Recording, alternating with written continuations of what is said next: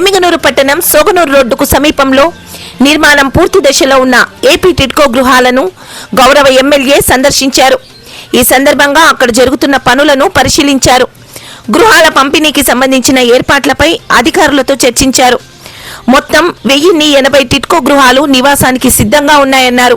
అవసరమైన అన్ని మౌలిక సదుపాయాల పనులు తుది దశలో పూర్తవుతున్నాయని అధికారులు ఆయనకు వివరించారు.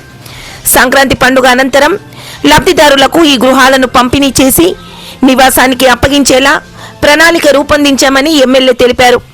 పేదలకు సొంత ఇల్లు అనే ప్రభుత్వ లక్ష్యం త్వరలోనే నెరవేరబోతుందన్నారు.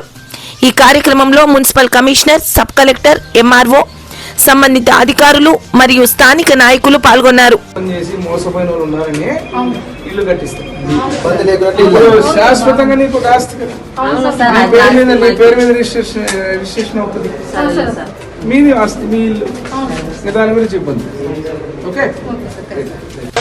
ప్రజల ధనాన్ని వృధా చేసి పేదలకు కూడా ఇల్లును దూరం చేసిన చరిత్ర గత ప్రభుత్వం జగన్మోహన్ రెడ్డి.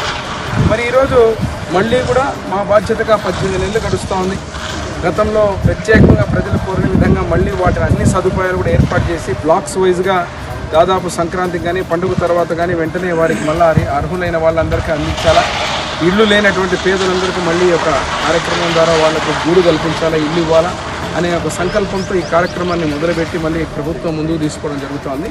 రానున్న కొద్ది రోజుల్లోనే ఒక 1000 నుంచి 1008 ఒక బ్లాక్ 1000 హౌసెస్ దశల వారీగా ఒక్కొక్కసారి 1000 హౌసెస్ 3800 పైచిలుకున్నటువంటి ఈ యొక్క శివన నగర్లో ఈ ప్రాంతం మొత్తం కూడా నా తండ్రి బివి మోహన్ రెడ్డి గారు పేదలకు పట్టాలు ఇచ్చినటువంటి ప్రాంతం.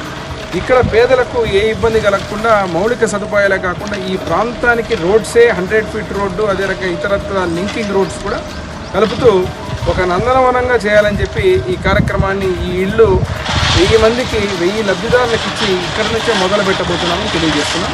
ఇక్కడ కాంపోస్ట్ యార్డ్ చూస్తున్నారు. దీన్ని కూడా ఈ కాంపోస్ట్ యార్డ్ను కూడా ఈ ప్రాంతానికి నివాసానికి ఉండడానికి వచ్చినప్పుడు ఆ కాంపోస్ట్ యార్డు, ఆ చెత్త అవన్నీ ఉంటే చాలా ఇబ్బంది అవుతుంది కాబట్టి దాన్ని కూడా అక్కడ నుంచి తరలించి అక్కడ మంచి పార్క్ ఏర్పాటు చేసి ఇక్కడ తాగడానికి నీళ్లు కానీ ఈ పార్కును కానీ బ్రహ్మాండంగా అభివృద్ధి చేసి ఈ రానున్నటువంటి లబ్ధిదారులకు ఏ రకమైన ఇబ్బందులు కలగకుండా పేదలందరూ కూడా ఇల్లు ఇచ్చే కార్యక్రమాన్ని మొదలు పెట్టబోతున్నాం తెలియజేస్తాం.